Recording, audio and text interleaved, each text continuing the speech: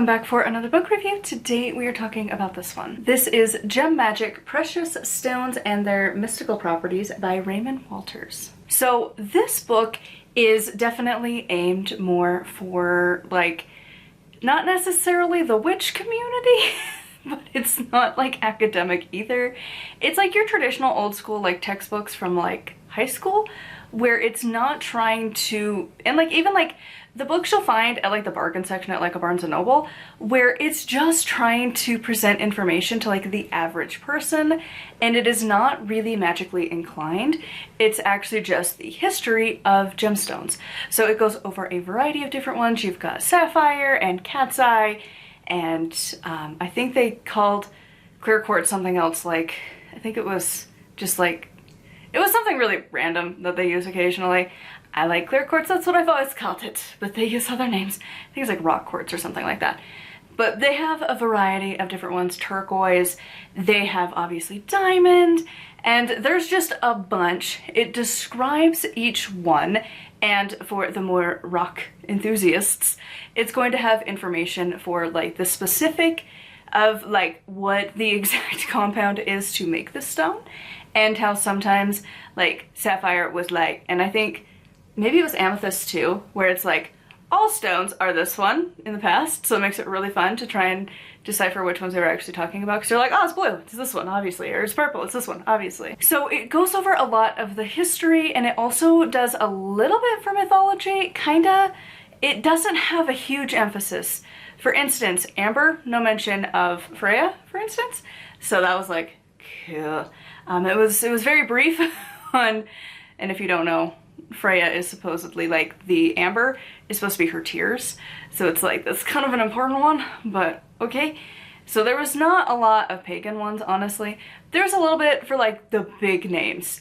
You got like a little bit for like Isis, a little bit for like Artemis, like Apollo. That's about it, really. There's not a whole lot for pagan mythology. There's a little bit more for Christian history, and specifically like Dark Ages, Middle Ages sort of time.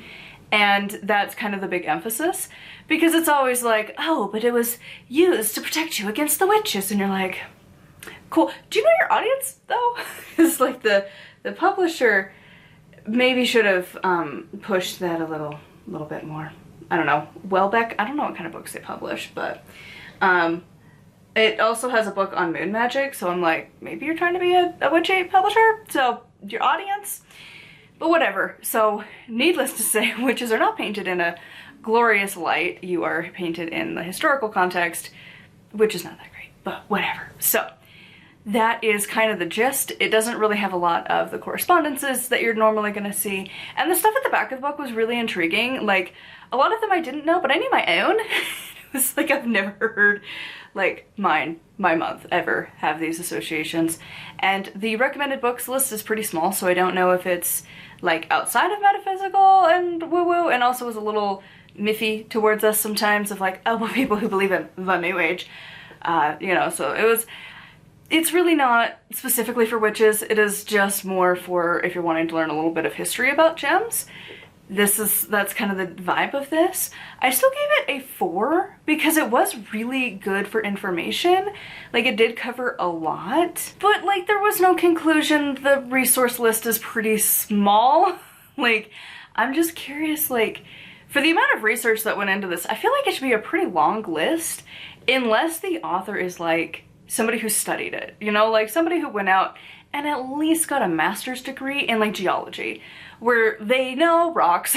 They can just like kind of meander anywhere and be like, oh yeah, it's this, this, and this, and this, and this is typically what's found in the area, and whatever. Like, they just know things because they went to school for so long, and like they're not necessarily going to cite everything because it's logged up here at some point.